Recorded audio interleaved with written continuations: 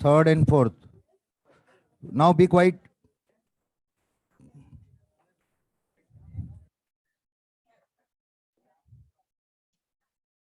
Beginner box 3.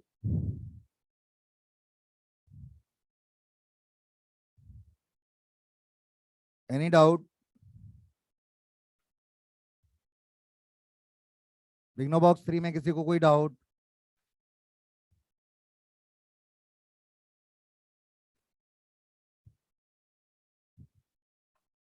बिगनो box 4 में कोई doubt?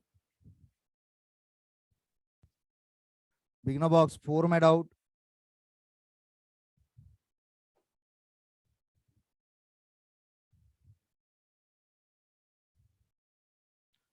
Fourth में क्वेश्चन नंबर थर्ड.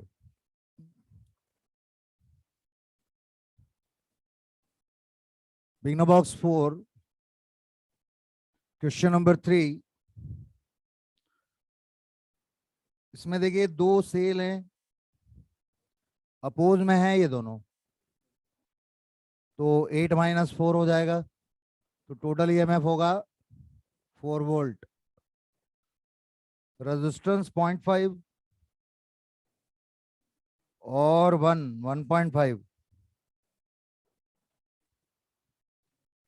4.5 और 2. ये रेजिस्टेंस होंगे 0.5, फिर 1.0, एक इधर है 4.5 और इधर है 3 और 6 ओम. ऐसा सीन है. पूरा ही बना दो ना, इतना बना दिया तो. ये 4 वोल्ट है और इधर 0.5 ओम है. 8 वोल्ट है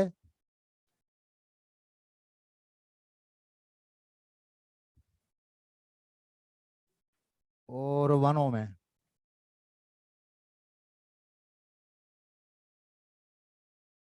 तो देखिए भैया, इसमें आपसे इसमें करंट पूछा है, मतलब टोटल करंट पूछा है, क्योंकि 4.5 ओम में जो भी करंट फ्लो होगा वो टोटल करंट होगा. तो टोटल ईएमएफ बताएं. आई बराबर टोटल ईएमएफ होगा. ये दोनों सेल सीरीज में है अपोज में? सीरीज में है और वो भी अपोज में है. सीरीज में है और अपोज में है, तो टोटल ईएमएफ होगा 8 - 4. टोटल रेजिस्टेंस चारों का सम, तो 0.5 प्लस 1.0 प्लस 4.5, ये दोनों पैरेलल में 3 × 6/3 + 6 क्या है, सबको क्लियर है ना? आई आ जाएगा आपका 8 divided by this is 8 - 4 is 4. यह आ जाएगा 2, ये 5, 7 और 1 8. So answer is 0.5 ampere. और बताएं, any other doubt in big numbers 4? आगे बढ़ें, एक्सरसाइज 1 पे आए. 34 के आगे. 29 तक हो गया था कि और आगे तक भी हो गए थे? 29 तक हुआ था, तो 30 से आगे तक थोड़ा जल्दी बोलिएगा.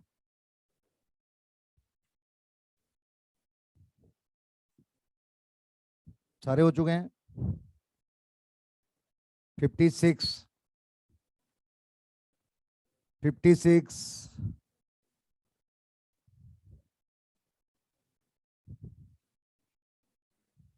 53,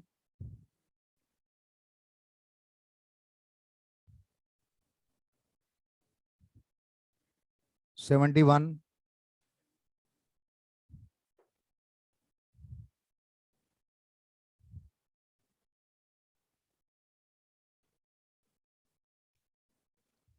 ये है ना, ये कोरे कोरे पन्ने तो नहीं दिख रहे मॉड्यूल के बिल्कुल?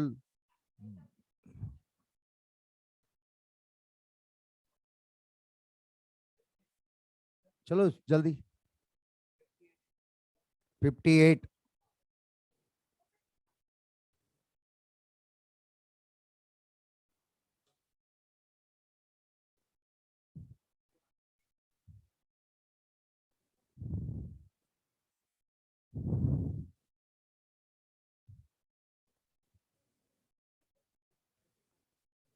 87,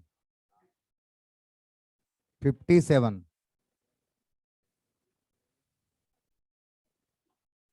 34,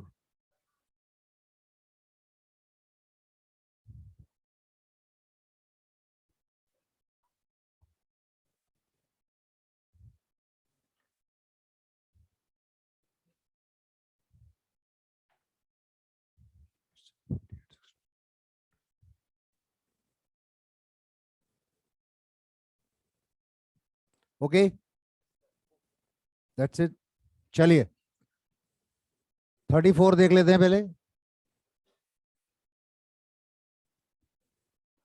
क्वेश्चन नंबर 34।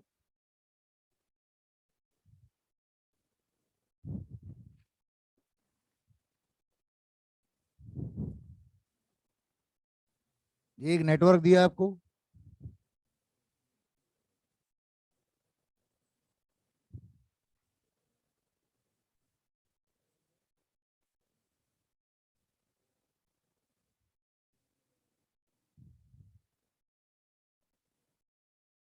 ठीक है। पी और क्यू के बीच में रेजिस्टेंस निकालना है आपको। वहां पे जाऊंगा डायग्राम के लिए, बट समझ में आ गया कि ऐसा है। ये सारे जो रेजिस्टेंस हैं, हाँ, ये सारे रेजिस्टेंस सेम है, तो ये आर और आर साफ साफ पैरेलल में दिख रहे हैं, है ना। और ये भी आर आर पैरेलल में है, ठीक है। ये दोनों जो आएंगे वो सीरीज में आएंगे। तो इसको हमने पहले रिप्लेस किया, तो ये आर बाई टू हो गया एक, ये आर बाई टू हो गया, और ये आर आर पैरेलल में, तो ये भी आर बाई टू। तो ये तीनों दो दो से सिंगल सिंगल हो गए, है ना भैया।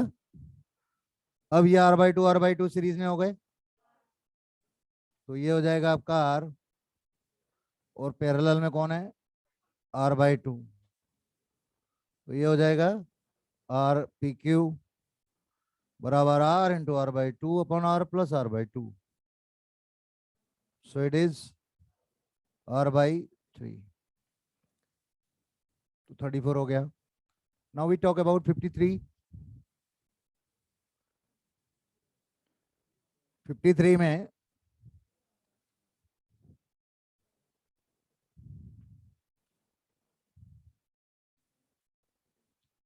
ये एक टर्मिनल आपको दे रखा है, ये है 60 वोल्ट, 64 ओम, 32 ओम। ये टर्मिनल है जे, ये जी। तो आपसे जे का पोटेंशियल पूछा है जी के रिस्पेक्ट में, जे का पोटेंशियल जी के रिस्पेक्ट में पूछा है। तो आप करंट निकाल लो पहले। करंट कितना होगा, 60 अपॉन 64 प्लस 32, 60 अपॉन 96, ठीक है। 12 बैठ जा, 12 5 जा, ठीक है, बराबर है। ये करंट आ गया। अब मैंने आपको पहले भी बताया है कि जब कभी भी किसी पॉइंट का पोटेंशियल पूछे तो वो हमेशा ग्राउंड के रिस्पेक्ट में निकालते हैं। मतलब ये जो वोल्टेज है, ये वाला, ये वीजे है, जीरो से लेना है, याद आ रहा है कि नहीं। तो वीजे आ जाएगा आपका 32 इंटू 5/8, 8 4 जा 4 5 जा 20 वोल्ट। तो ये इस टाइप के खूब क्वेश्चन किया है मैंने, किसी पॉइंट का पोटेंशियल निकालना कैसे, वो एक प्रोसेस है। We are bounded with that process, we have to follow that process. कौन थे यहाँ, 57, और बस एक ही था, ठीक है। तो ये आ गया आपका। अगला है 56।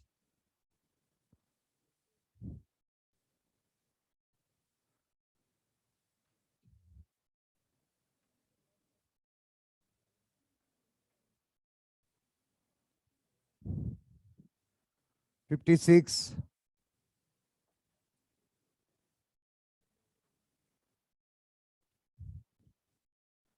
इसमें एक रेजिस्टेंस है, साथ में दो और रेजिस्टेंस है पैरेलल में, स्विच इनके साथ कनेक्टेड है और एक सेल है। ठीक है, this is 6 ohm, this is 12 ohm, this is R, all are R. ठीक है, ये स्विच है S1। ये S2 कॉन्सेप्चुअल क्वेश्चन दिख रहा है ये। देखो भैया, आपको बोला है कि the reading of ammeter is I1, एक एमीटर भी जोड़ा है इधर, इसका रीडिंग I1 है when switch S1 is closed, है ना। S1 को आपने क्लोज किया है तो I1 है, S2 को क्लोज किया I2 है, और दोनों को क्लोज किया तो I3 है ना। अब एक बात ध्यान रखना आप, जब ये दोनों स्विच क्लोज करोगे ना तो ये दोनों पैरेलल में आ जाएंगे, मतलब सबसे कम रेजिस्टेंस होगा इस केस में। समझ में आ रहा है क्या? हेलो, कितना होगा? पहले वाले केस में अगर आप R1 निकालोगे तो R+6, दूसरे वाले केस में R2 निकालोगे तो R+12, और तीसरे वाले केस में R3 निकालोगे तो R+6 इंटू 12/6 + 12, यह आ जाएगा R+4।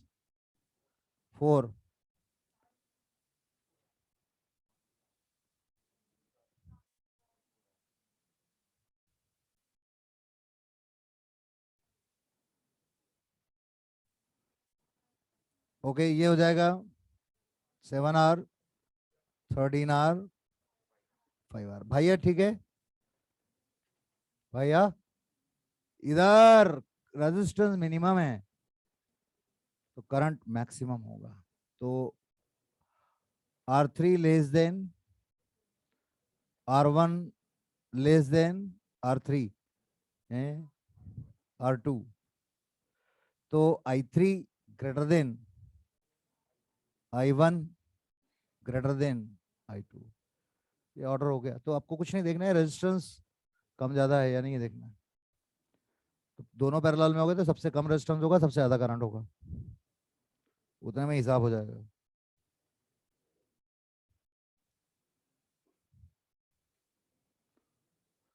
फिर है आपका 57 भी ऐसा ही है। 57 is also a conceptual question।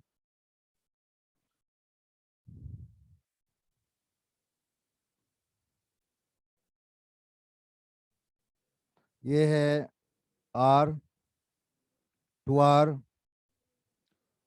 2R, R, है ना। ये सर्किट दे रखा है, तो शुरू में स्विच S ओपन है भैया, शुरू में स्विच S ओपन होगा ना, ओपन होगा तो ऐसा सीन होगा, मतलब ये दोनों सीरीज में, ये दोनों सीरीज में, फिर दोनों ब्रांच पैरेलल में, तो 3R तो 3R/2, यानी पहले वाले केस में रेजिस्टेंस है 3R/2। कोई शक? अच्छा, जब तुम इनको शॉर्ट कर दोगे, मतलब स्विच को क्लोज कर दोगे, तो शॉर्ट हो जाएगा ये, तो ये दोनों पैरेलल में आएंगे, इधर ये दोनों पैरेलल में आएंगे, फिर जो आएगा वो आपस में सीरीज में आएंगे। ये कितना आएगा? 2R/3 plus 2R/3। कुछ आ रहा है खिड़कियों से दिमाग में?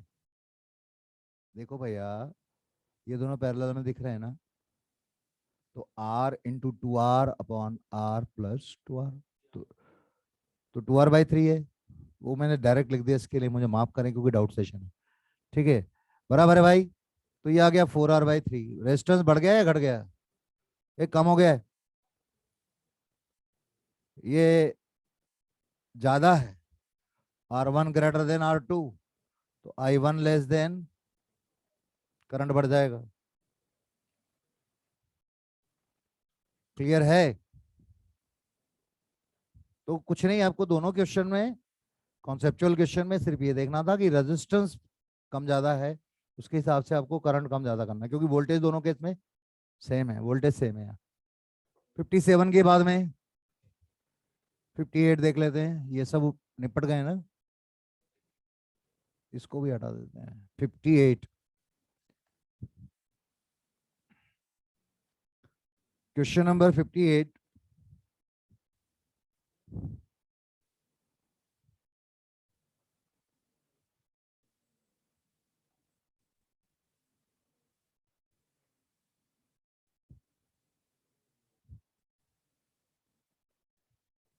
यार मैं फिर से तो नहीं बना सकता, वो आपके मॉड्यूल में है क्वेश्चन, मॉड्यूल में देख लो। मैं वो क्वेश्चन रीड्रॉ कर रहा हूँ। ये एक्स है, ये टर्मिनल वाई है, और हर रेजिस्टेंस 10 ओम का है।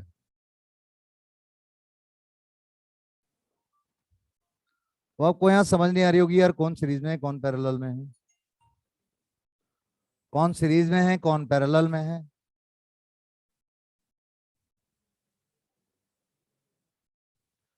तो जंक्शन रूल लगाओ और क्या, पॉइंट पोटेंशियल मेथड अप्लाई कर दो।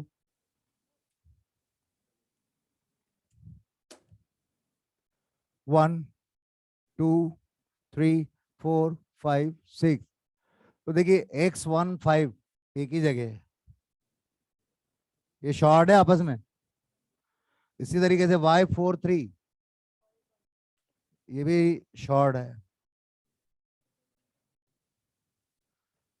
बस यही है, ये 2 और 6 बच गए, रख दो 2 6 इधर इधर। एक लाइन में तो पहले से ही थे, तो ऊपर नीचे लिख दिए। जोड़ दो भैया, 1 2 के बीच में 10 है, ये 10 1 2 के बीच में, तो यहाँ 1 ये रहा 2 ये रहा, जोड़ दो,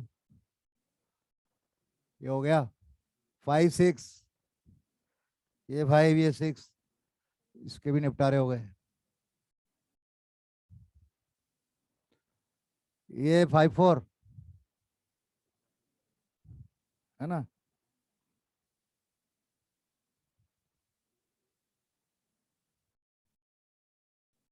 ठीक है भैया, हो गया भाई 4 वाला भी। 6 3, ये 6 3, 6 2, ओके 2 3। अब कर लोगे, कौन है ये, बोलो बोलो कौन है ये। वेट स्टोन ब्रिज, वो भी कौन सा, बैलेंस्ड। तो ये हट जाएगा, ये ये 10 10 20, 10 10 20, 20 20 10, फिर 10 10 पैरेलल 5। समझ में आ गया क्या। तो थोड़ा सा कभी भी जब कभी ऐसी गड्डी अटके आपको समझ में नहीं पड़े, तो फिर वो you try to apply that method, और जितना प्रैक्टिस करेंगे काम समझ में आएगा। सर्किट आपको रेस में और मिल जाएंगे, क्रॉप में मिल जाएंगे। क्रॉप आपके ग्रुप में डली कि नहीं, डली है ना, तो बस देखो उसको मिलेंगे कुछ ना कुछ क्वेश्चन। बोले क्रॉप में ज्यादातर एक्सरसाइज 3 के क्वेश्चन है। हाँ वो तो है। और कौन सा है भैया, 62 ले लें अब। Question number 62, balance based on bridge. तो आमने सामने का प्रोडक्ट बराबर करना है आपको।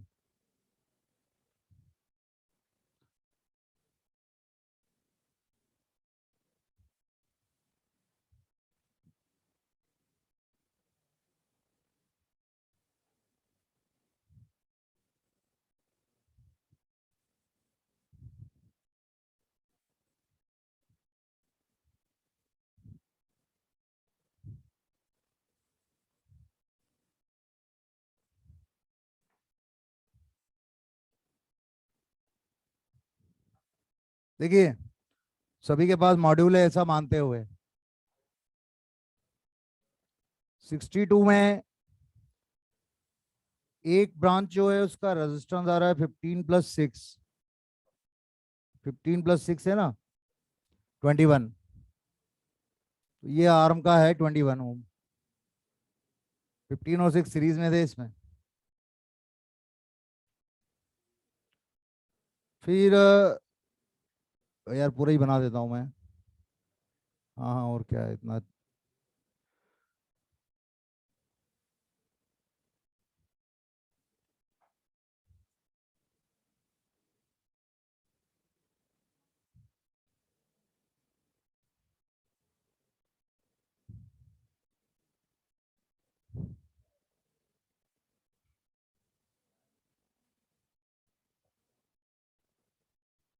सिक्स, 8,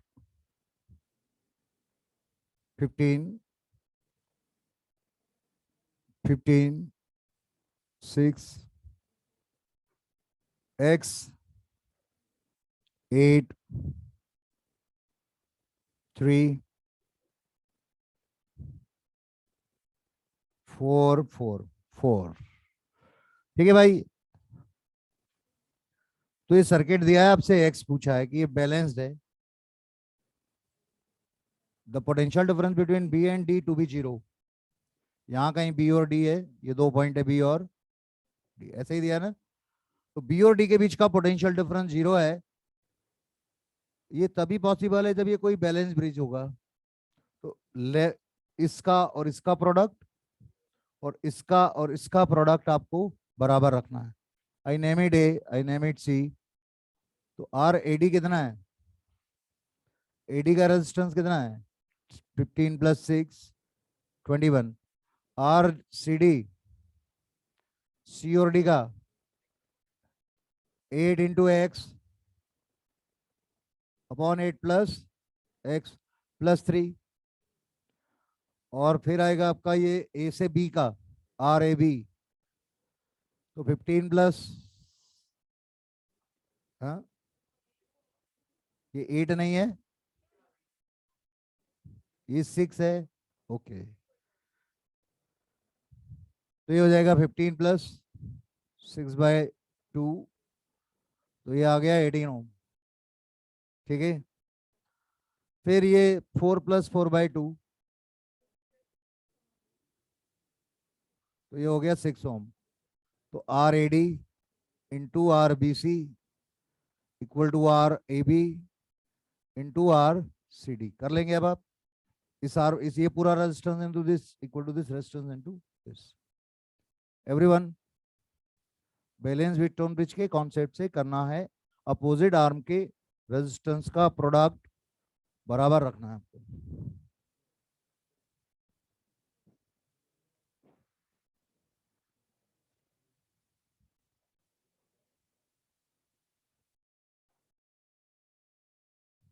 हाँ भाई, एक और बचा है 71, मतलब 2 और बचे हैं।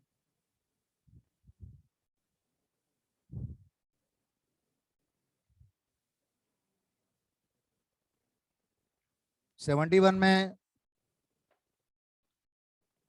आपको एक सर्किट दे रखा है भैया।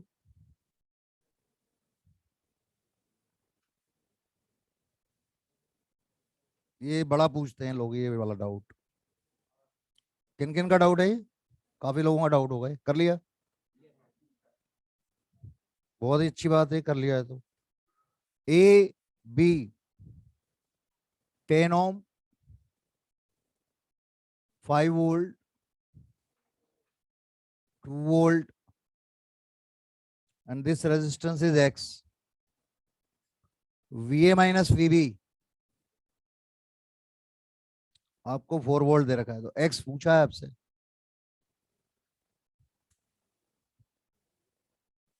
आप सर्किट में करंट निकालो। सर्किट में अगर आप करंट निकालोगे तो करंट होगा total voltage upon total EMF.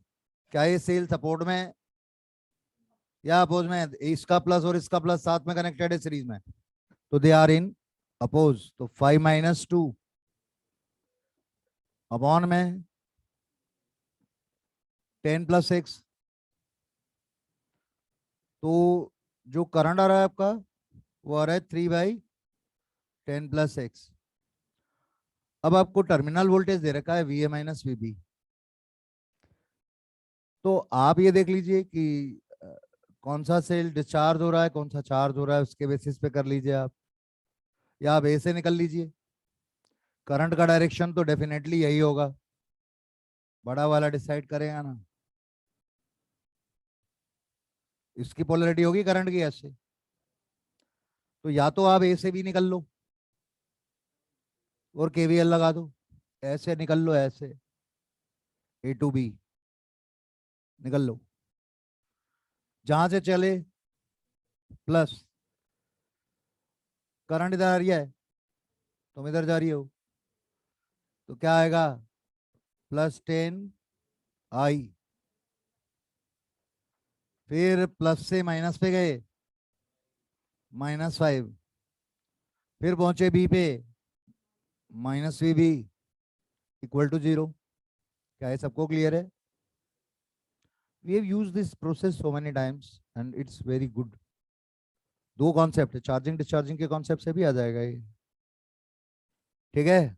Charge हो रहा हो तो V = E माइनस, चार्ज हो रहा हो तो V = E+IR, और डिस्चार्ज हो रहा है तो V = E-IR, उससे भी कर सकते हो आप, अपन इससे कर लेते हैं। अब ये VA-VB कितना दे रखा है आपको, 4 वोल्ट, +10 I कितना है रे, 3/10+6, -5 = 0। तो ये आ जाएगा आपका 30/10+6, -1 = 0। ओके, तो 30/10+6 = 1, 30 = 10+6, x बराबर 20 हो, ठीक है।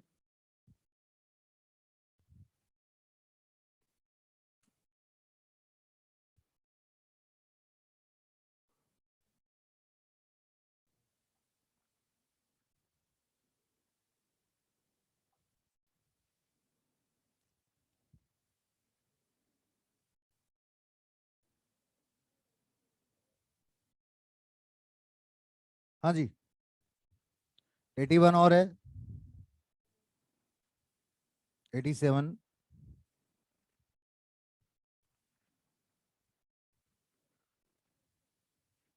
बहुत ट्रिकी क्वेश्चन है, थोड़ा सा सोचोगे आ जाएगा। मैक्सिमम पावर पे बेस्ड है, जो भी पावर आपको मैक्सिमम से ज्यादा दे रखा है वो पॉसिबल नहीं है। तो आप देखो कि मैक्सिमम पावर कितना है, बोले अभी एक चुटकी में होता है सर। किन किन ने कर लिया है ये? ओके, देखिए आपको एक बहुत ही इनोसेंट सा सर्किट दे दिया है, ज्यादा कुछ है नहीं इसमें। एक सेल है 4 वोल्ट का, और उसका एक इंटरनल रेजिस्टेंस है 1 ओम, और ये एक वेरिएबल रेजिस्टेंस दे दिया आपको, बोला ये वेरिएबल रेजिस्टेंस को चेंज करो और अलग अलग पावर लो, मजे लो, ठीक है। हमें बताए कि जो मैक्सिमम पावर होगा वो होगा E²/4R। सबको क्लियर है? ई कितना है, 4², 4 × 1 कितना आ रहा है, 4 वाट। 4 वाट से ज्यादा औकात नहीं है इसकी पावर कंज्यूम करने की, तो कौन सा पॉसिबल नहीं है देख लो। जो भी 4 से बड़ा दे रखा है वो बकवास है। अरे हो गया ना। तो मैक्सिमम पावर ट्रांसफर थ्योरम पे बेस्ड है। सिंपली आपको ये बताना है कि वो कौन सा पावर है जो मैक्सिमम से ज्यादा है। वो सब पार्टियां बैठाए हैं, वो सब मन से एक के दो लगाई हुई है, सी और बी इम्पॉसिबल है, बाकी संभव है। ओके, 6151, 1 मिनट और देख लो भाई, कोई प्यास आ ना रहे।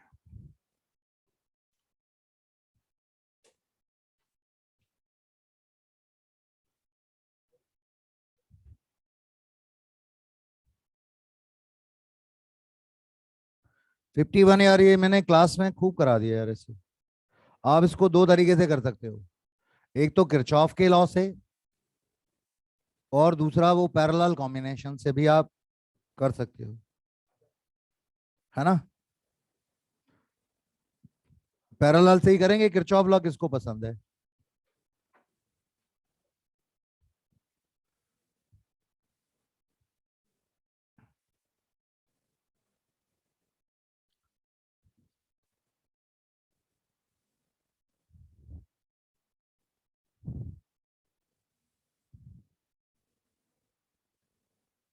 51 है, ये एक सेल दे रखा है,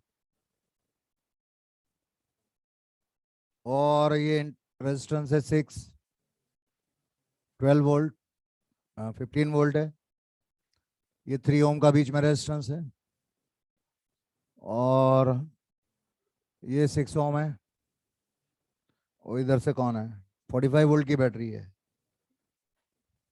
भाई। देखो, इसको इक्विवेलेंट से रिप्लेस करो, पहले इक्विवेलेंट निकालो, 6 × 45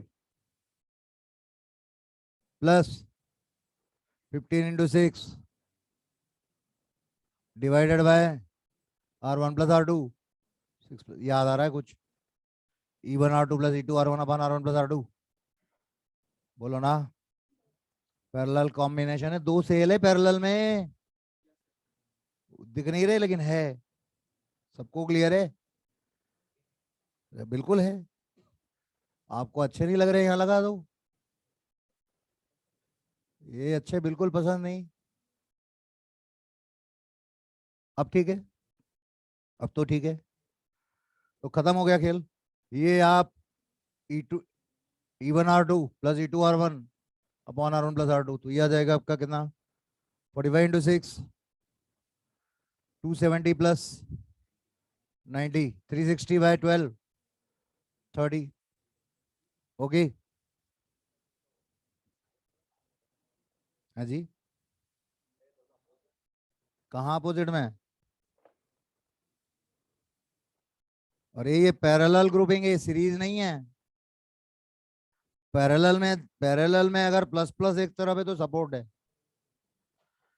पैरेलल में अगर एक का प्लस दूसरे के माइनस के साइड में है तो अपोज है। सीरीज में उल्टा होता है सपोर्ट, और पैरेलल में उल्टा होता है सपोर्ट। क्या ये सबको क्लियर है?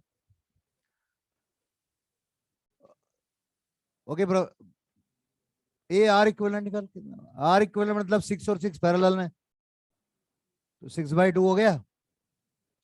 अब जो तुम्हारा सर्किट बन रहा है उसमें सिर्फ एक सेल लगा दो आप, 30 वोल्ट का, और ये बड़े वाले की पोलैरिटी लो, तो ये 30 वोल्ट की एक सिंगल बैटरी लगा दी मैंने, और आर इक्विवेलेंट कितना है तुम्हारा, 3, और ये आ गया 3। तो करंट बता दो कितना है इसमें, आई बराबर 30/3 + 3, 5। ठीक है, तो आप पैरेलल ग्रुपिंग से इस टाइप का क्वेश्चन हो जाएगा, किरचॉफ से भी हो जाएगा, दो तरीके।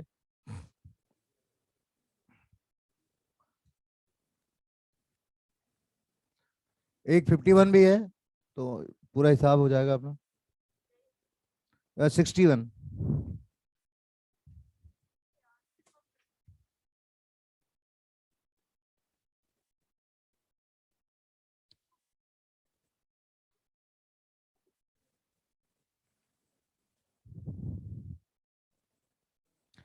इसमें जो 6 ओम वाले हैं ना 61 में, ये दो पैरेलल में दिख रहे, फिर जो 10 वाले हैं ये भी पैरेलल में है, ठीक है। और ये बन जाएगा आपका एक कुछ व्हीट स्टोन ब्रिज बनेगा यहाँ, आओ देखे कैसे। 61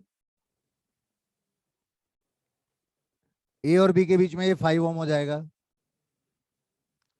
इधर ये 3 ओम हो गया, ये 6 और 6 पैरेलल में तो 3 ओम हो गया, इधर एक रेजिस्टेंस है 8 ओम, इधर एक है 5 ओम, बस। तो ये पॉइंट है आपका ए, ये पॉइंट है B, let us name it C and D, ठीक है। तो इसको तो कुछ नहीं, ऐसे ही खींच दो, ऐसे ही खींच दो पकड़ के, तो ये डी पॉइंट ऊपर चला गया, सी नीचे आ गया, ये ये भी सी डी के बीच में 8 ओम, ये 5, ये 5, 3, ठीक है भाई। तो ये कौन है? Balance Wheatstone bridge. ये बहुत मतलब बार बार कभी कौन सी ड्रेस पहन के आएगा, कभी कौन सी ड्रेस पहन के आएगा। ये मतलब कई बार तो बिल्कुल सीधा सच्चा दिख जाएगा, कई बार बड़ा डिस्टॉर्टेड होके आएगा बिल्कुल। समझ रहे हो ना? तो वो पॉइंट पोटेंशियल मेथड से आप उसको पहचाने। वो आप जितना प्रैक्टिस करेंगे, लगभग 12-13 फॉर्म है इसके, वो आप देख लोगे 2-3 बार तो पहचान जाओगे फिर इसको, कि ये वही है जो बार बार माइक्रोवेव को टीवी टीवी टीवी टीवी बोल रहा है। ठीक है। ओके। हाँ जी, क्लियर है। ओके, चलिए क्वेश्चन लिखिए। A galvanometer has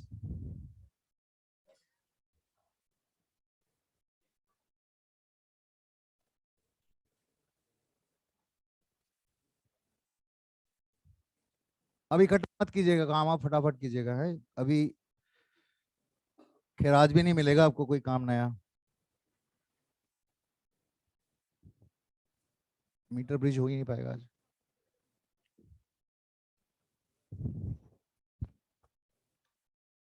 A galvanometer has resistance.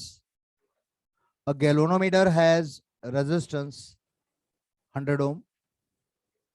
A galvanometer has resistance 100 ohm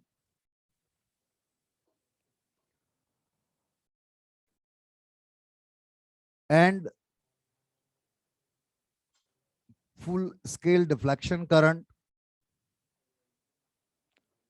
and full scale deflection current 10 milliampere. A galvanometer has resistance 100 ohm and full scale deflection current 10 milliampere. Convert it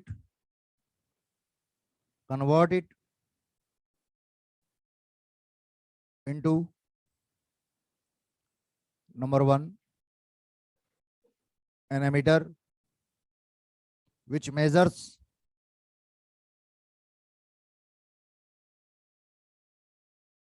maximum 10 ampere. Convert it into an ammeter which can measure maximum 10 ampere. Number two, into voltmeter, into a voltmeter which can measure 50 volt.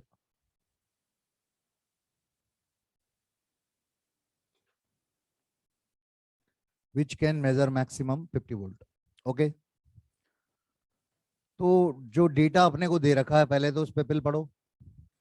ये दे रखा है जी, ये आई जी, ये दो तो आपको clear साफ साफ बोल रहे। ये 10 मिली एम्पियर मतलब 10⁻⁻² एम्पियर, 10 इंटू 10⁻³ मिली एम्पियर को एम्पियर में बदला, तो 10⁻² एम्पियर आ गया। अब जो पहला है इसमें जो एमीटर है, उस एमीटर का रेंज क्या है? 10 एम्पियर है तो आई 10 एम्पियर है, तो एन निकाल लो, आई अपॉन आई जी, 10/10⁻², 1000 आ गया। तो जो शंट होगा वो होगा जी अपॉन n-1, यानी 100/1000-1, तो 100/999 नियरली अप्रोक्सीमेट वैल्यू दी रहती है, वो वही आएगी। ये 1 को छोड़ो, 100/1000 0.1 मतलब 0.099।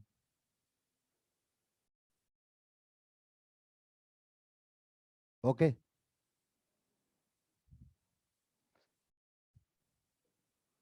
यानी 0.1 ओम अप्रोक्सीमेटली। ठीक है, तो 0.1 ओम का शंट आप लगा दीजिए। ध्यान रहे ये शंट होगा, ये पैरेलल में होगा। ऐसा दिया रहेगा 0.1 इन सीरीज, 0.1 इन पैरेलल, कौन सा लगाओगे? शंट है तो पैरेलल में है, बस इतना देखना है। दूसरा, वीजी कितना है? वीजी निकाल लो, जी इंटू आई जी। वीजी होगा G into I G, G is 100, I G is 10⁻², तो ये आ गया 1 वोल्ट। वोल्ट मीटर मैक्सिमम क्या मेजर कर रहा है, वोल्ट मीटर की रेंज क्या दे रखी है, 50 वोल्ट। अरे कुछ समझ में आ रहा है रे सब लोगों को, है? कम बोलोगे तो ज्यादा आएगा समझ में। इधर देखो, वी वी आ गया 50 वोल्ट, ठीक है। वी 50 वोल्ट आ गया, फोकस होंगे तो ज्यादा समझ में आएगा। वी इक्वल टू 50 वोल्ट आ गया, ये दे रखा है क्वेश्चन में कि वोल्ट मीटर की मैक्सिमम रेंज है। तो आप एन निकाल लो, मल्टीप्लाइंग फैक्टर, तो वो होगा वी बाई वी जी, 50/1। तो हमें पता है वोल्ट मीटर में कन्वर्ट करते हैं तो हाई रेजिस्टेंस सीरीज में कनेक्ट करते हैं, तो एम आएगा जी इंटू n-1। जी कितना है 100, 50 - 1, 4900। ओके, तो वोल्ट मीटर में बदलना है, 4900 ओम सीरीज में जोड़ दीजिए। अगर आपको एमीटर में बदलना है तो 0.1 ओम पैरेलल में जोड़ दीजिए। नेक्स्ट क्वेश्चन लेते हैं।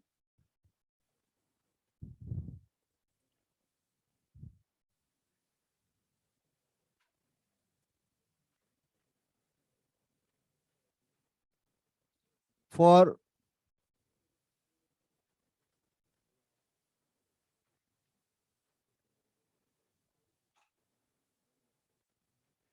a galvanometer,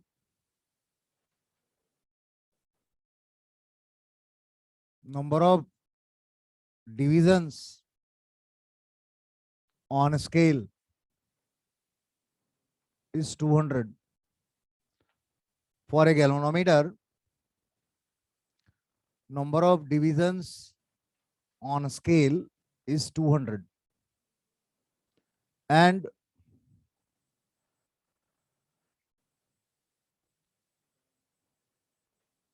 0.5 milliampere per division, comma 2 volt per division sensitivities, ठीक है। Convert it into number 1 emitter of range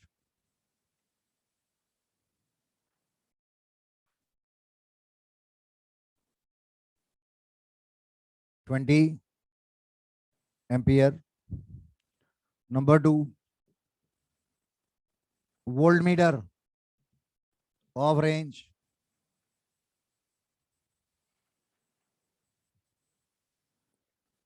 2000 volt,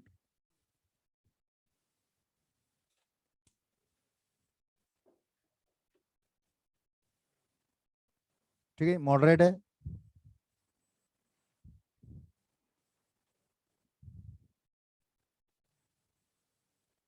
पिछले क्वेश्चन में बिल्कुल जैसे स्ट्रेट फॉरवर्ड डेटा दे रखा था ना, बिल्कुल यहाँ नहीं दिया है, यहाँ आपको थोड़ा सा ढूंढना पड़ेगा डेटा। तुम्हें आईजी और वीजी सीधे सीधे नहीं दिए हैं, घुमा फिरा के बोला है।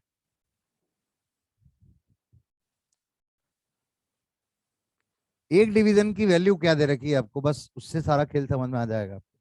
आप इधर देखिए, एक डिवीजन 0.5 मिली एम्पियर है, तो 200 डिवीजन कितना मिली एम्पियर होगा, वो आईजी होगा। अरे बोलो ना, यानी एक डिवीजन कितना मिली एम्पियर ये दे दिया आपको, तो टोटल नंबर ऑफ डिवीजन से जब आप उसको मल्टीप्लाई करोगे तो आपको आईजी मिल जाएगा। इसी तरीके से एक डिवीजन कितना वोल्टेज है वो दे रखा है, टोटल नंबर ऑफ डिवीजन जो है वो 200 है, उसमें इसका मल्टीप्लाई कर दोगे तो आपको वीजी मिल जाएगा। तो आईजी और वीजी यहाँ इनडायरेक्टली इन टर्म्स ऑफ पर डिवीजन आपको दे रखा है, तो वो अब अपन समझ गए। अभी आया था आपसे पिछली वाला जो ग्रुप है उसमें आया था, दुष्ट लोग फिर भी सही करके नहीं आए, ठीक है। बहुत कम लोगों ने सही किया, जबकि बड़ा सिंपल क्वेश्चन है। चलो आईजी निकालो। टोटल नंबर ऑफ डिवीजन 200 है और 0.5 मिली एम्पियर पर डिवीजन है, तो 0.5 का मल्टीप्लाई कर दो। कोई शक? एक डिवीजन 0.5 का है और ऐसे 200 डिवीजन है, तो 200 डिवीजन कितना पढ़ सकते current? That will be 100 milli ampere, यानी 0.1 एम्पियर। क्या है, सबको क्लियर है ना? तो आईजी हमने निकाल लिया। इसी तरीके से वीजी निकाल लो आप। वीजी होगा आपका, टोटल नंबर ऑफ डिवीजन है 200 और एक डिवीजन बैठता है 2 वोल्ट का, तो 200 डिवीजन कितने वोल्ट के बैठेंगे?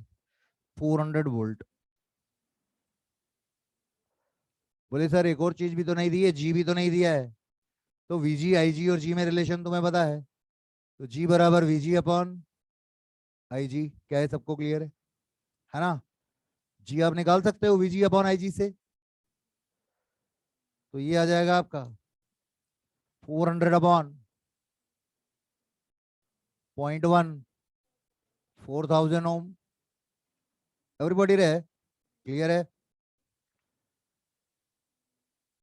अब प्रोसेस चालू करो एमीटर का। आई कितना है? 10 एम्पियर है आई। एमीटर से आप 10 एम्पियर की रेंज है उसकी, मैक्सिमम करंट कितना मेजर करवा रहे हो एमीटर से? अबे बोलो यार, कितना मैक्सिमम करवा रहे हो? जब पूछता हूं तो बोलते नहीं हो। कितना मैक्सिमम करवा रहे हो? 20 एम्पियर। ओके, बराबर। तो आई 20 एम्पियर है। ओके, अब एन निकाल लो, आई अपॉन आई जी। तो वो आ जाएगा 20 अपॉन 0.1, 200 आ गया। ये आपका रेंज मल्टीप्लायर आ गया। तो शंट निकाल लो आप, G upon N minus 1, 4000 upon 199, nearly 200 से ही डिवाइड कर दो आप, 20 ओम। कोई शक? तो शंट 20 ओम है, मतलब 20 ओम पैरेलल में कनेक्ट करने का है तेरे को। वी, आपको इसको वोल्ट मीटर में कन्वर्ट करना है। वोल्ट मीटर में कन्वर्ट करो, 2000 वोल्ट इसका रेंज है, तो वी 2000 वोल्ट। एन निकाल लो पहली फुर्सत में, V upon V G. V upon V G, V है 2000, वी जी कितना था अपना?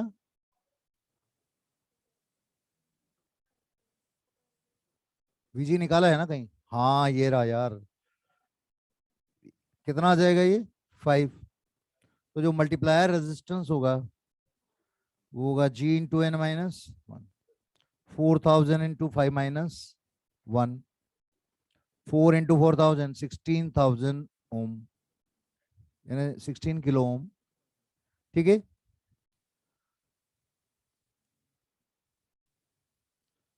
तो यहाँ डेटा हिडन है सारा, मतलब एकदम सीधे सीधे कुछ दिया नहीं है। अगला एक क्वेश्चन और ले लीजिए, लिखिए। An ammeter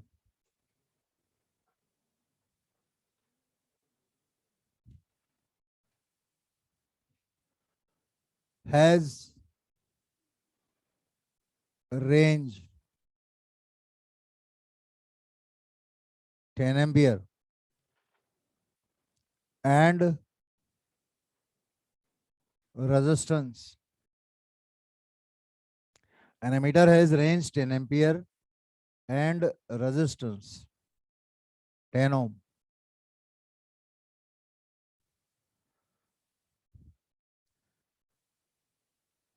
If its range is to be increased to 100 ampere, find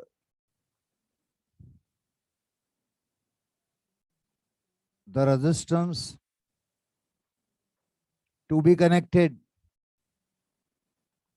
in its parallel.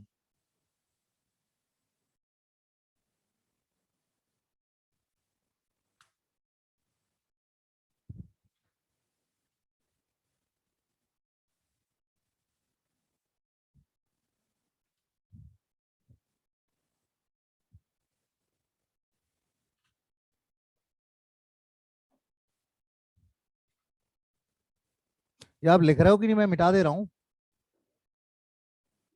जो पुराना क्वेश्चन है वो लिख लिया था ना आप लोगों ने।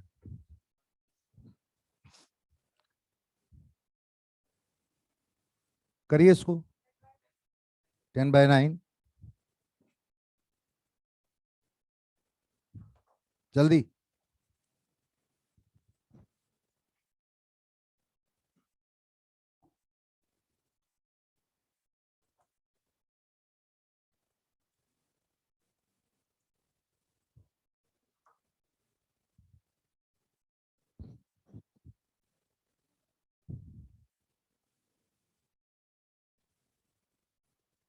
देखिए, अभी तक तुमने गैल्वेनोमीटर को बदला, यहाँ तो एमीटर ही दे दिया। कुछ नहीं, जिसको भी बदलना होगा वही अपना गैल्वेनोमीटर देता है।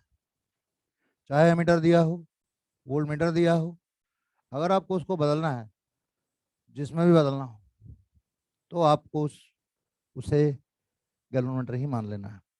तो आप ये मान लो कि आई जी कितना दे रखा है? 10 एम्पियर। जी कितना दे रखा है? 10 ओम। आई कितना है? 100 एम्पियर। एन कितना होगा? आई अपॉन आई जी, 100/10। 10 बराबर है। तो शंट कितना होगा? जी अपॉन n-1। जी कितना है?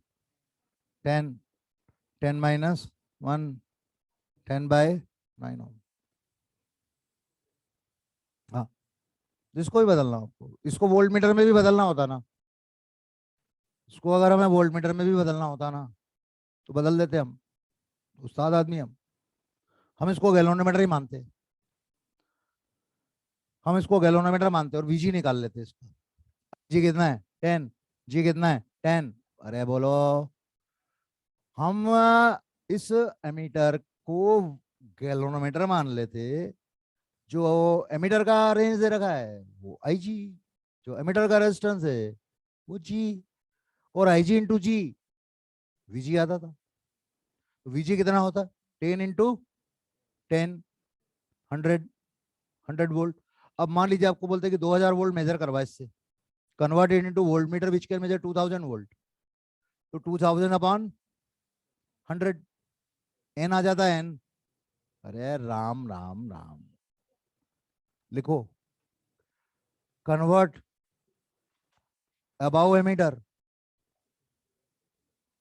करवा ही लेता हूं ना तुमसे मैं। Convert about ammeter into a voltmeter with range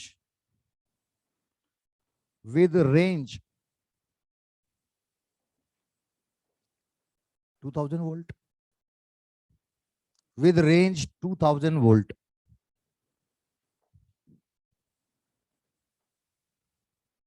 तो ये फटाफट पहले करो।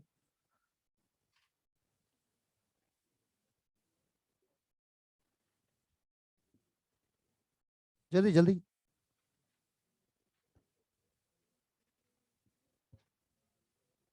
हर क्वेश्चन को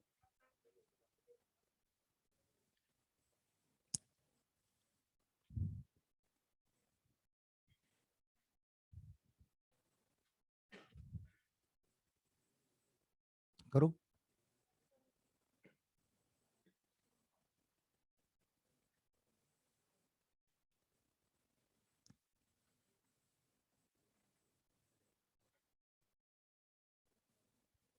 सबसे पहले वीजी निकालेंगे। वीजी होगा जी आई जी। जी कितना है? 10। आई जी कितना है? 10, 100 वोल्ट आ गया, बोलो। तो हम इसको गैल्वेनोमीटर ही मान रहे हैं। जो भी ऐसे ऐसे ही आपको अगर वोल्ट मीटर भी दिया होता ना, और उस वोल्ट मीटर को रेंज बढ़ाना घटाना होती, या उस वोल्ट मीटर को एमीटर में कन्वर्ट करना होता, तो हम उस वोल्ट मीटर को क्या मानते कि तुम ही गैल्वेनोमीटर हो, तुम्हें बदलूंगा मैं। अरे बोलो ना।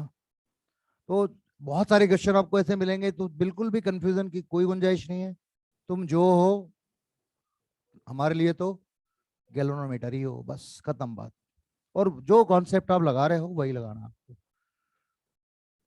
कई बार ऐसा होगा कि आपको बोलेंगे कि ये गैल्वेनोमीटर है, बोले पहले इसको एमीटर में बदल, बदल दिया शंट लगा के।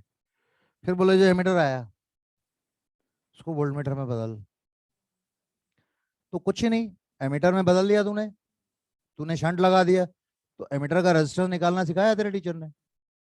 बोले कोई नहीं बताया। झूठे। बताया है, लिखा है, यहाँ लिखा था कॉलम में, इधर इस जगह, है ना? वो था G × S/G+S, वो आ जाएगा एमीटर का रेजिस्टेंस, उसी को मान लेंगे जी। बोलो ना। और जो एमीटर जो करंट मेजर कर रहा था वो मान लेंगे आई जी, बस बदल देंगे। समझ में आ रहा है? तो सारे ढेर क्वेश्चन बनते हैं ऐसे।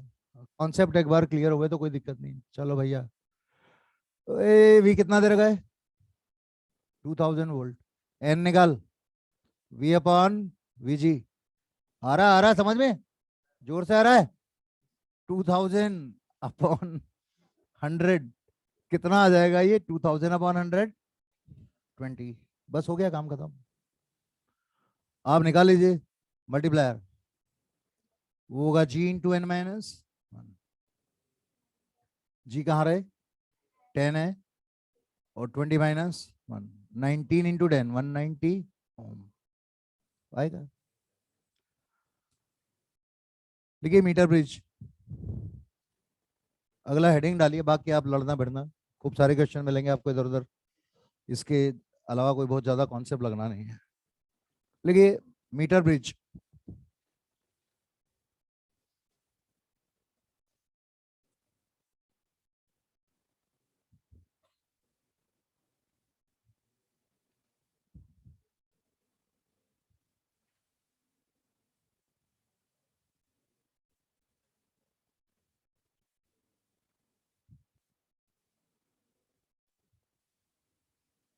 सबने नोट कर लिया ये?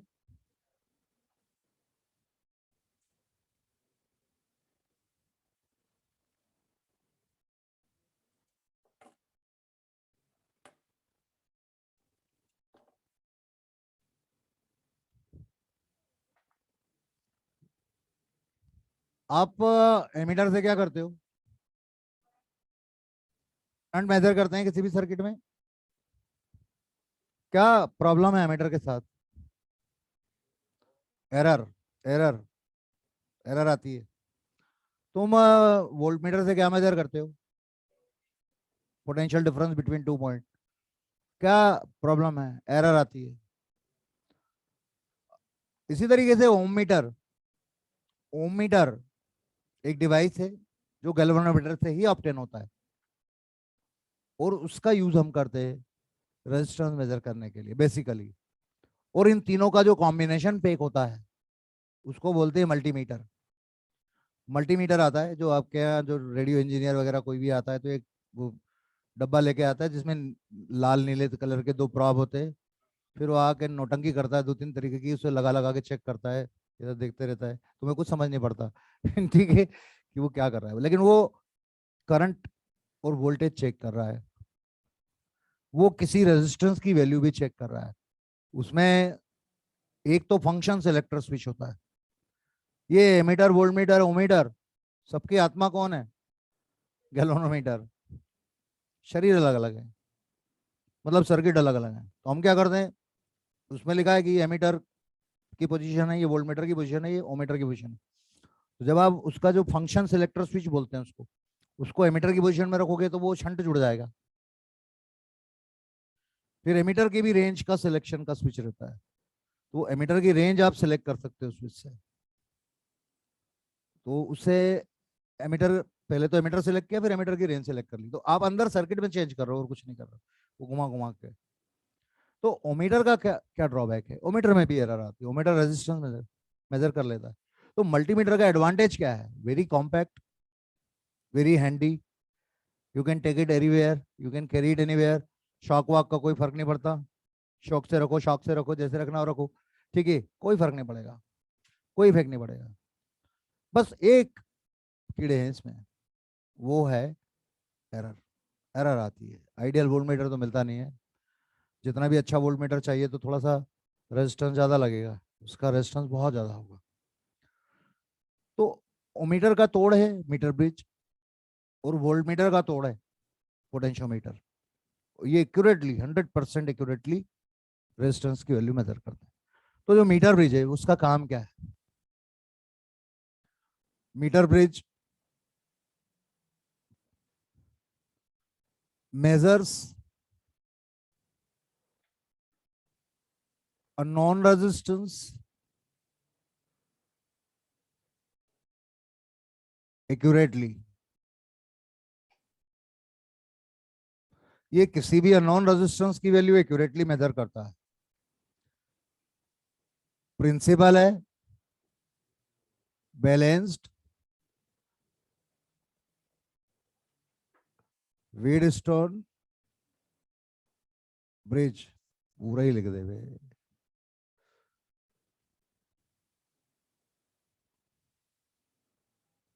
ठीक है, ये इसका कंस्ट्रक्शन है।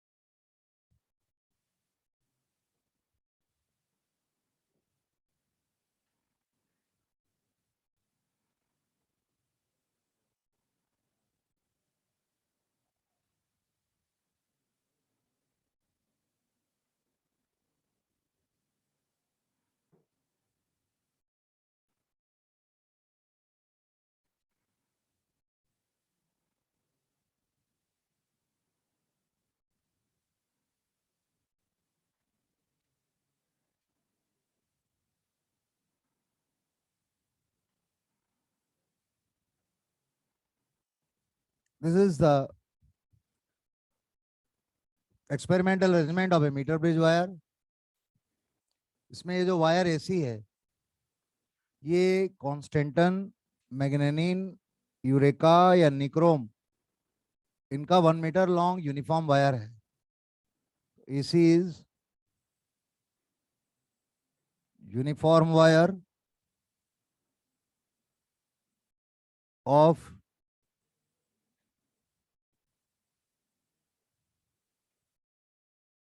कॉन्स्टेंटन, यूरेका,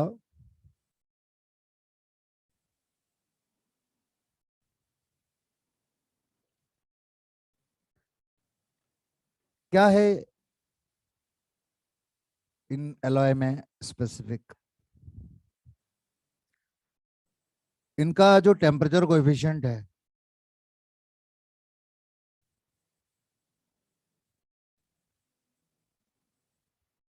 वो नेग्लिजिबल है, और जो स्पेसिफिक रेजिस्टेंस है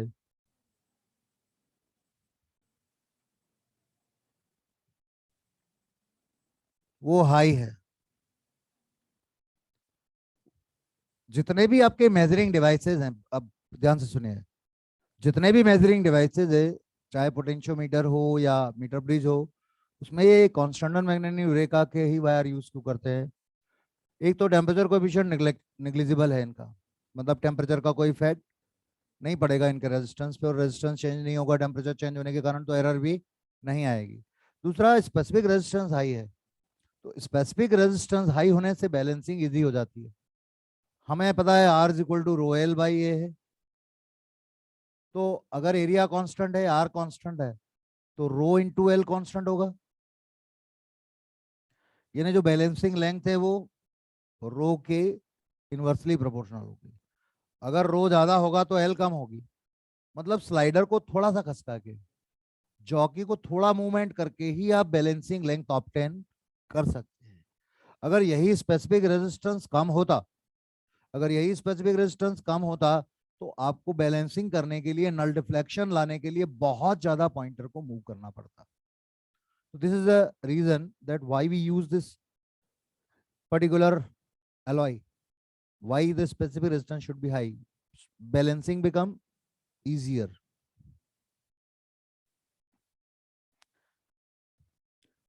लेंथ कितनी है इसकी?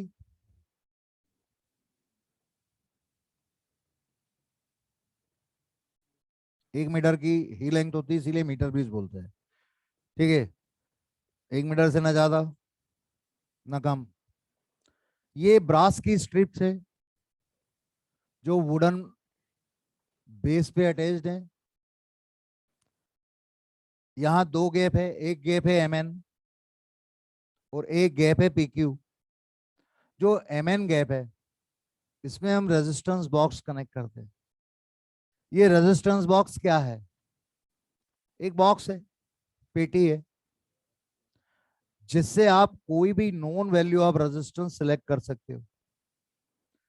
ये जो बॉक्स है, इस बॉक्स के अंदर ऐसे होल्स हैं,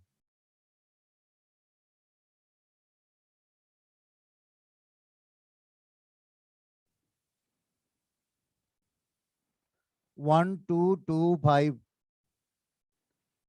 10 20 20 50 100 200 200 500 ऐसी वैल्यूज रहती हैं रेजिस्टेंस की। एक्चुअल में ये होल है सिलेंड्रिकल इसके अंदर, और ये जो सिलेंड्रिकल होल है इसके अंदर सिलेंड्रिकल प्लग डलते हैं। बचपन में गेम खेलते थे ना, तो वो ला के दे देते थे, छेद होते थे सिलेंड्रिकल, फिर अपने को उसमें वो सही साइज वाला बिठाना होता था, है ना। तो भैया वैसे ही यहां पर जब सारे के सारे सिलेंडर इन होल के अंदर होंगे, तब इसका रेजिस्टेंस होगा 0। समझ में आ रही बात? तब कोई भी रेजिस्टेंस इसमें सिलेक्ट नहीं हुआ। फिर जो प्लग आप निकाल लेंगे उतना रेजिस्टेंस सिलेक्ट हो जाएगा। जैसे आपने ये 5 ओम वाला सिलेंडर निकाल के रख दिया तो 5 ओम सिलेक्ट हो गया। क्या मेरी बात समझ में आ रही है? अब यही कॉम्बिनेशन हम क्यों लेते हैं? तो उसका रीजन है कि आप कोई भी वैल्यू आप जो बोलोगे वो हो जाएगी। 5,000 तक बोलना बस, ठीक है। मतलब 10,000 तक भी चल जाएगा। ये लो, 5,000, 2,000,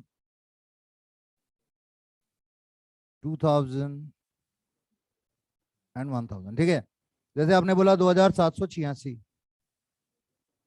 ओके, तो एक तो 2,000 का निकालो आप पहली फुर्सत में। तो 2,000 वाला एक निकाल के पटक दो। हाँ, मर गया भाई, ये रहा। 2,000 वाला एक निकाल के पटक दो, पटक दिया। अब तुम्हें 700 चाहिए तो एक 500 वाला निकालो, तो एक 500 वाला भी निकाल दो। ठीक है, एक 200 वाला निकाल लो। 2,700 की जुगाड़ हो चुकी है। 86 चाहिए तो 50 निकालो एक। कितने बजे? 36 बचे। 20 निकाल लो एक। ठीक है, और 10 निकाल लो।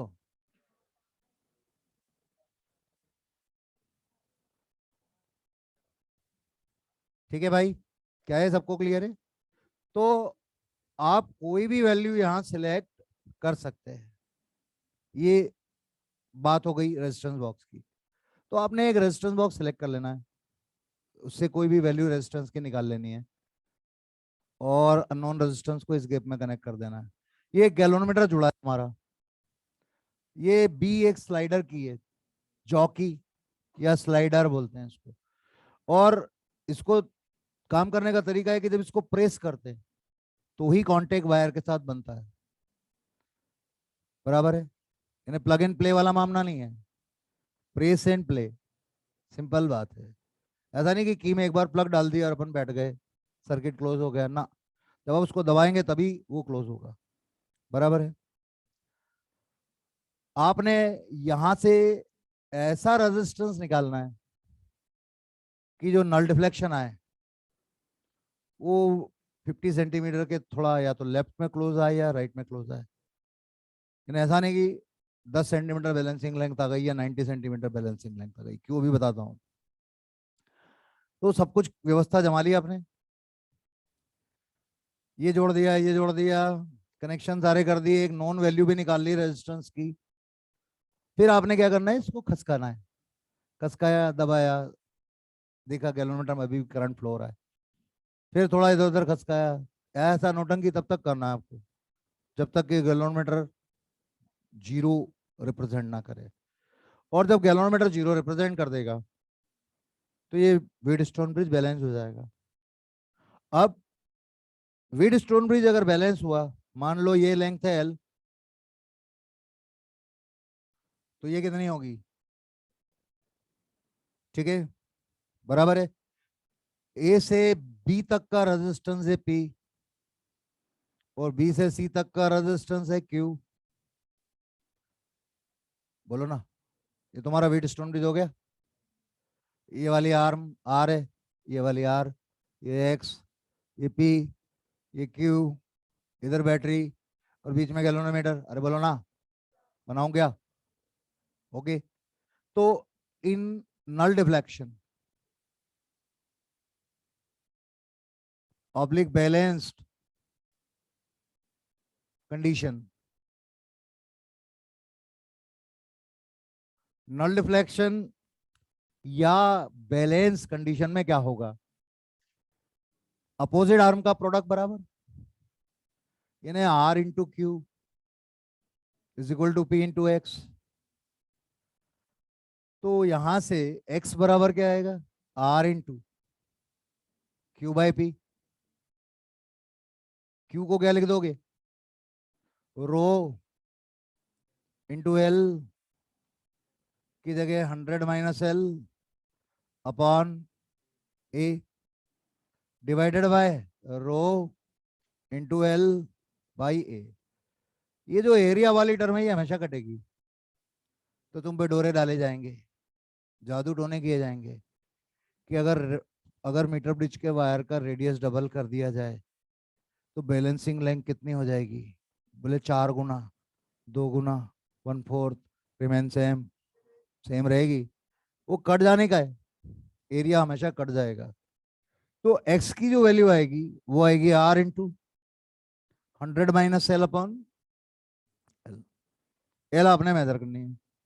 अब सुनिए, अगर आप बैटरी और गैल्वेनोमीटर को इंटरचेंज कर देते, ऐसे क्वेश्चन भी आएंगे। अगर आपने अभी बैटरी डी और बी के बीच में जोड़ रखी है, बैटरी ए और सी के बीच में जोड़ रखी है, तो बैटरी अपन जोड़ दो डी और बी के बीच में इधर, और गैल्वेनोमीटर इधर जोड़ दो, तो उससे बैलेंसिंग लाइन पे कोई इफेक्ट पड़ेगा क्या? नहीं। In a Wheatstone bridge you can interchange the bridge, कोई इफेक्ट नहीं पड़ता बैलेंसिंग लाइन पे। और अगर आपने आर और एक्स आपस में बदल दिए तो जो तेरा था वो मेरा है, और जो मेरा था वो तेरा है। समझ में आ रही बात? अरे बोलो ना, यानी ये जो लेंथ है ये इंटरचेंज हो जाएगी, क्योंकि जो आर था वो एक्स के साइड में चला गया है, ये उधर पहुंच गया है, और वो इधर आ गया है। तो एक्स बराबर R into L by 100 minus L हो जाएगा। समझ में आ रही बात क्या? यानी अगर अभी ये 40 था और ये 60 था, तो बदलने पे ये 60 हो जाएगा, वो 40 हो जाएगा। तो समझ में आ रहा है क्या? ऐसा क्वेश्चन मिलेगा, बोलेंगे कि भैया ये अभी बैलेंसिंग लेंथ एल है, तो परसेंटेज चेंज बता, परसेंटेज चेंज बता बैलेंसिंग लेंथ ने अगर आर और एक्स को आपस में बदल दिया, तो अपन फट से बोल देंगे पहले 40 थी तो बाद में 60 हो गई, 20 बढ़ गई, तो परसेंटेज चेंज कितना, 20/40 × 100। अरे बोलो ना, हो गया हैप्पी बर्थडे 50%। और ये बात समझ में, जब जब ये एक्सपेरिमेंट हम करते हैं, मैं हो जाने दो जो हो रहा है, ठीक है। अब सबसे पहली बात कि ये रेजिस्टेंस हमने जो सिलेक्ट किया, तो बीच में ही क्यों, बैलेंसिंग लाइन बीच में क्यों आनी चाहिए। तो ये जो दो ब्रास की स्ट्रिप दिख रही है ना तुम्हारी, इस ब्रास की स्ट्रिप का रेजिस्टेंस पी में ऐड होता है और इस ब्रास की स्ट्रिप का रेजिस्टेंस क्यू में ऐड होता है। अगर नल डिफ्लेक्शन एथ की क्लोज है तो उस वाली स्ट्रिप का एंड एरर आता है, और अगर इस एंड पे क्लोज है तो इस वाली स्ट्रिप का एंड एरर आता है। लेकिन अगर वो 50 से थोड़ा ज्यादा या 50 से थोड़ा कम है तो दोनों एंड की स्ट्रिप्स के एरर जो पी और क्यू में आ रहे हैं वो कैंसल हो जाते हैं न्यूमरेटर डिनोमिनेटर में। समझ में आ रहा है कुछ कुछ? अरे बोलो ना। और अर्जेंट व्यवस्था करने के लिए हम क्या करते हैं, 4 रीडिंग ऐसे ही ले ली, 4 रीडिंग ले ली और फिर इनको इंटरचेंज कर देते हैं, और फिर और 4 रीडिंग लेते हैं, फिर उन चारों का अर्थमेटिक मीन लेते हैं।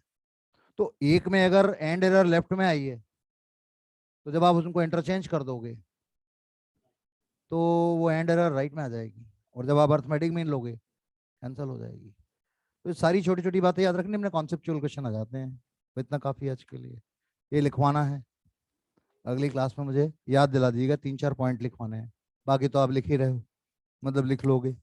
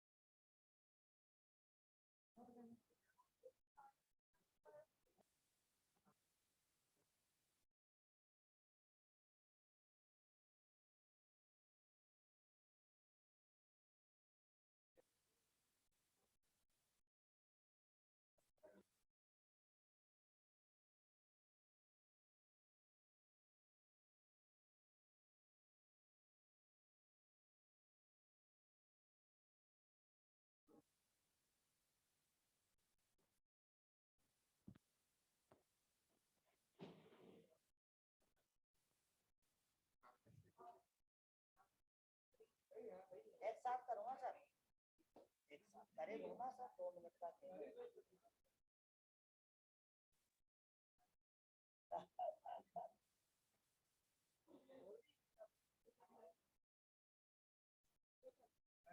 हाँ एक और है, सेक्शन चेंज हुआ बताया नहीं।